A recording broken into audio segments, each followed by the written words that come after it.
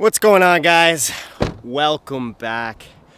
As you can see, I have gotten a new truck. It's a 2010 Toyota. I already got new tires. Originally it had some crappy road tires on it, which are on the back, or in the back here, sorry. But I just got some BFG KO2s for a pretty decent price. So yeah, we got some good tires on it. Anyways, I will explain more about the truck later because there's a little bit of a story to it, as well as there's some new exciting things to come, obviously, with a new truck. But first, I'm going to sight it in my Crossbow. I actually was out here the other day messing around to do that, and then I got called by my cousin. We went out and we were checking out some hunting spots.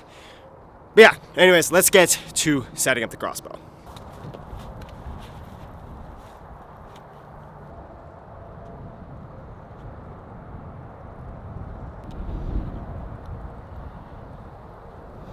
All right, I've got myself set up here at 40 yards. I got a range finder here to make sure. But yeah, I already kind of sighted it in the other day with my cousin, so I don't have to go through that whole phase. Just going to kind of check it here. I'm not really going to adjust anything because it is kind of windy, but I do want to kind of go over setting up the Crossbow and cocking it because the other day I was messing up.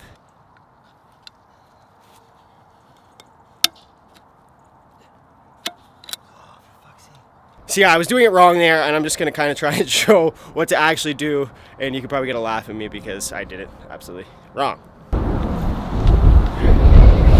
So yeah, the other day when I was trying to cock this, I got myself all set up. I watched a quick video 2 weeks prior, thought I knew what I was doing. Obviously, I hate GoPros, so turned off. Alright, so we're back. GoPro is live. Anyways, I was taking this little device here, and it's even hard to set up this way, of course, because it's not how you do it. But I was just putting it on the side of these rails and starting to pull up, and it kept doing that. It would basically, these two clips would slide right on top of this top rail. Thankfully I didn't cause any damage, but what you're supposed to do is take the back of the string. There's a little groove in the back of the bow here. Then take these clips, attach it to here, and don't let it slide off onto the cocking range. The second time I've done that, or whatever. Anyways, and then pull back. My foot is off of the, yeah, there you go. Make sure your foot is actually in that ring there. That's how you cock that bad boy. Set it to safety. But yeah, I felt pretty dumb at the time for doing that. But that's how you learn. I guess I'm sharing it with you so you don't have to be as dumb as I am. Anyways, I have a GoPro at the other side of the target to hopefully catch the shot, and hopefully it didn't die on me. But yeah, 40-yard shot with a Crossbow.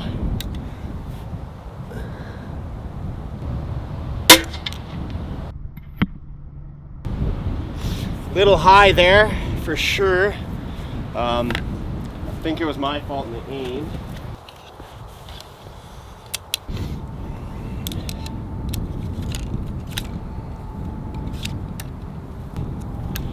All right. Let's try that again.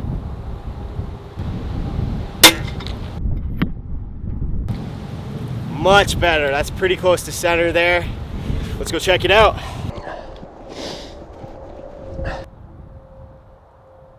So, as you can see, this one went directly center.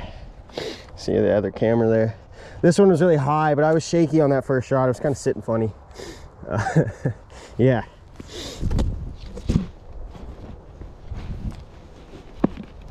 Oh yeah, they're in there.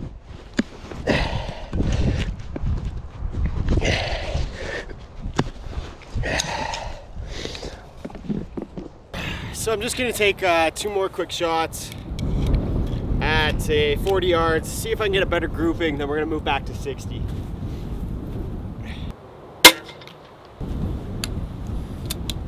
Now last one I did not turn the safety on while cocking or putting this bolt. definitely put the safety on while putting in the bolt. Beautiful time of year. Anyways, let's see if we can get another one. Way better grouping on that one. Let's go check that out.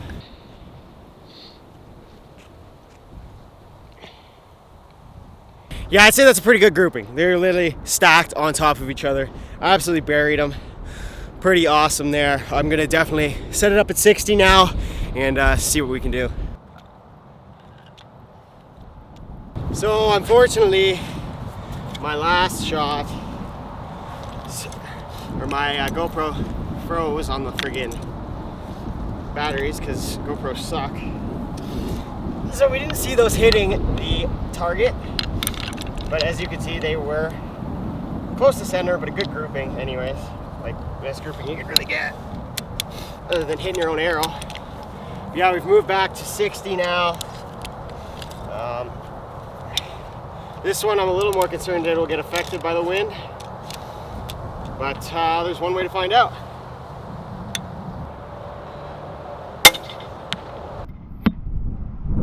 That one was a little high.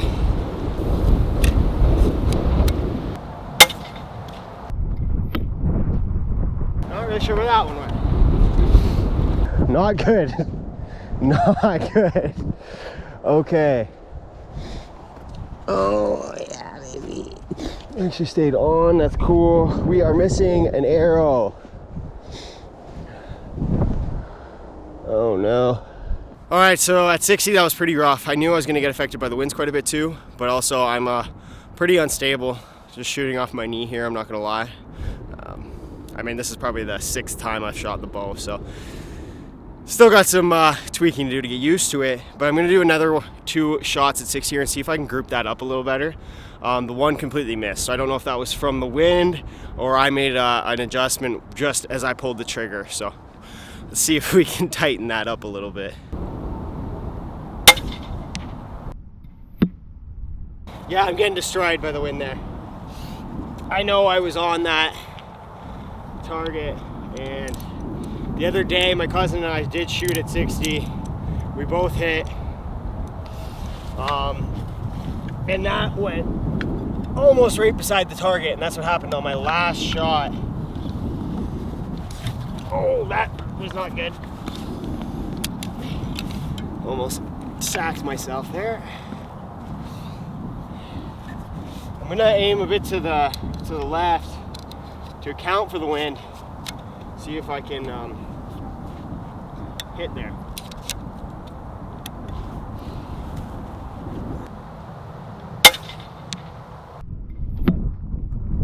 So I just missed the circle there, and I aimed probably 6 inches left. Yeah, so this one hit the far right of the target here, and then this one I aimed to the side of the target. Fucking batteries, man. Such bullshit. All right, I'm gonna do 2 more at 40 here. 60 is just getting too affected by the wind, but I want to make sure I have good groupings here at the 40. And yeah, then we'll talk a little bit about this crossbow.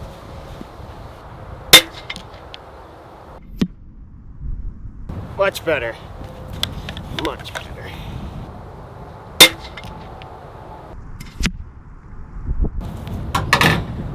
Way better grouping on that one. Way better. Still a little bit off with the target. I'm assuming a little bit of wind, a little bit of me, but 2 arrows directly beside each other. Definitely a little bit more confidence in my shot anyways. I only adjusted the bow so far left to right because both days I've played with it, it's been windy. But yeah, this is a much better grouping than the 60 yards.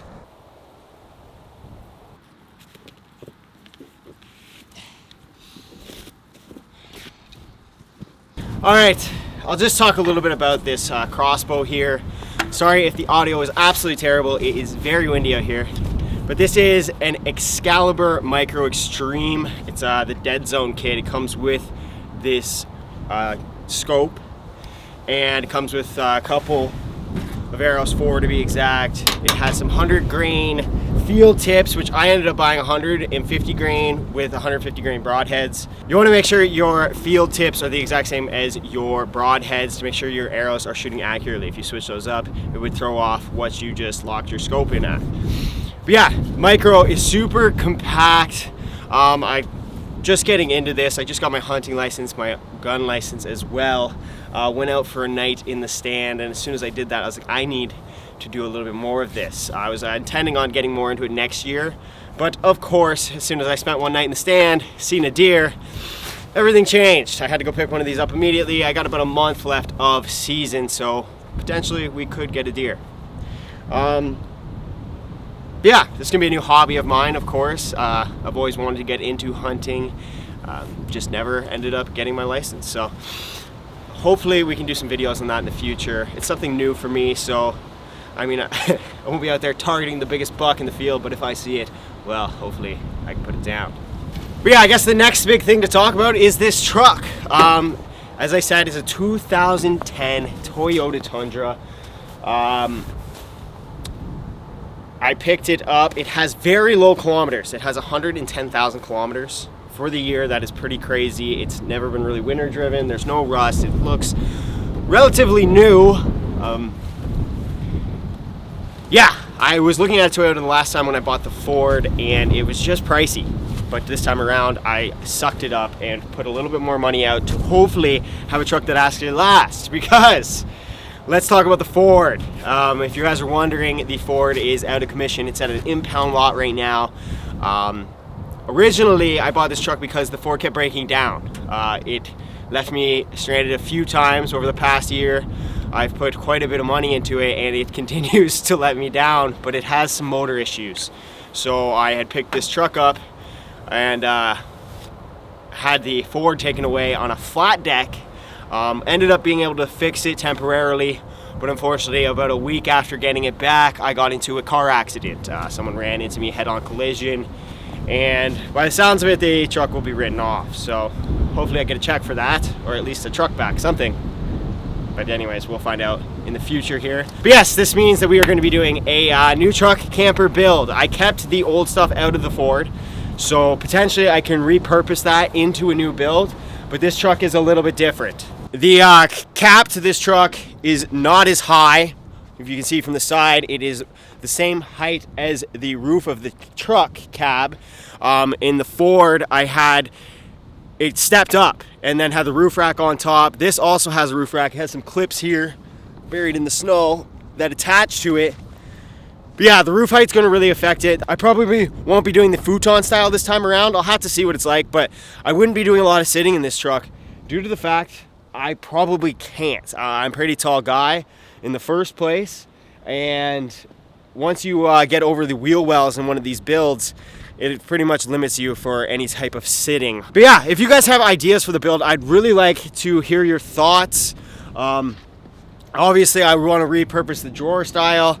It was always handy to have the drawer, and I really loved the fact that I had that slide out that was just open. My cooler fit in it very well, and then you could just put whatever you wanted back there. Like I could put my gun case or crossbow or my fishing rods, and you just slide it out, tackle, whatever you wanted.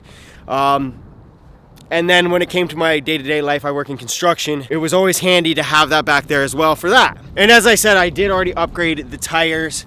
The KO2s are a much beefier tire than the one I had on here. Absolutely changes the look of the truck. I don't know if I have a photo of the truck beforehand, but with the color being brown and those tires, it looked like an old man's truck. But the KO2s definitely change it up, give it that more aggressive look, and I love it.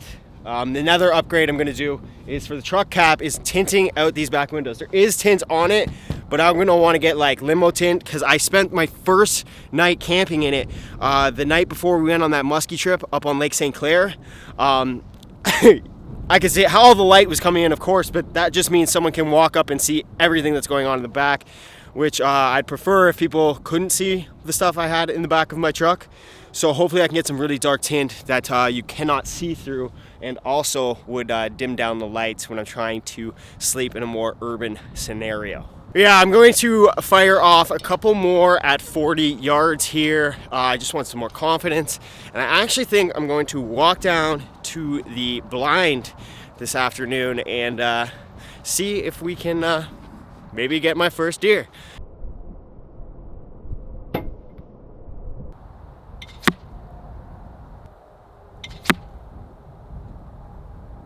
All right, I am about to walk back to the blind. I've got my bow cocked and ready in case I run into something on the way. But yeah, we're gonna go spend a couple hours in the stand.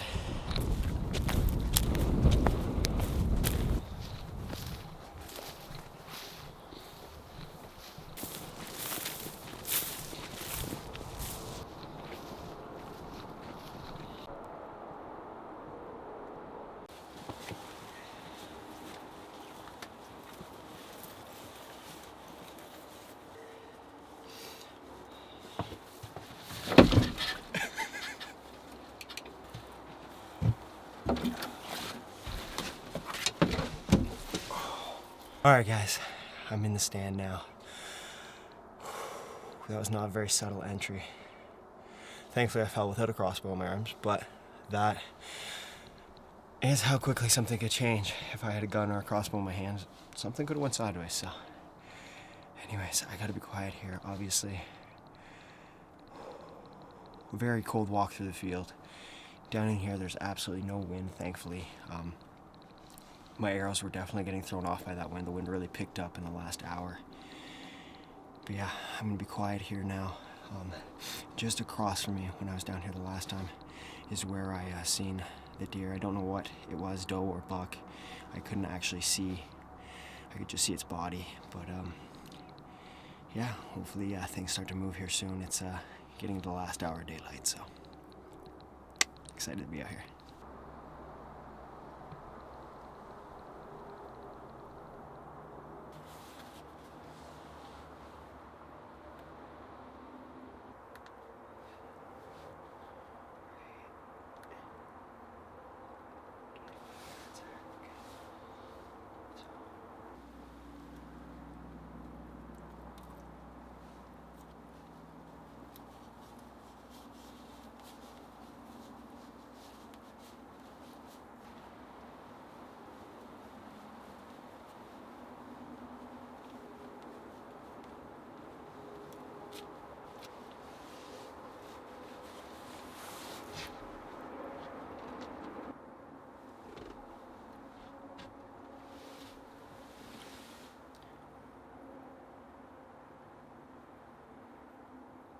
So unfortunately, I didn't end up seeing anything in the blind that night other than a squirrel that was going absolutely crazy while I was out there. But honestly, I really enjoy sitting out in the blind. I am not someone that can sit still. I struggle to sit still. I struggle to focus on a task. Fishing is something that keeps me directly focused on a task, and I'm able to lock in for a certain period of time. But of course, I'm moving the whole time. Where sitting out in this blind, I have to be completely still. And even looking back at the footage, my eyes are just going back and forth, back and forth, back and forth. But I'm stationary. Honestly, I really enjoy it. It's been pretty good for the mental to have a chill period where you just sit for an hour or two and do absolutely nothing. But anyways, hopefully in the future we'll be able to actually have a successful hunt. I don't know how much I'm going to document hunting. Of course, I like to document anything. It's almost as exciting as the actual task to me. But also, some things are just here to enjoy and not share to the world. So we'll see what that future brings. But anyways, guys, I hope you enjoyed the video. I will actually be going out ice fishing tomorrow, which will actually be today because you'll be watching the video on the Sunday. I'll be fishing on the Sunday. So hopefully we'll have an ice fishing video out next week. Anyways, guys, until next time, just keep going, one day at a time.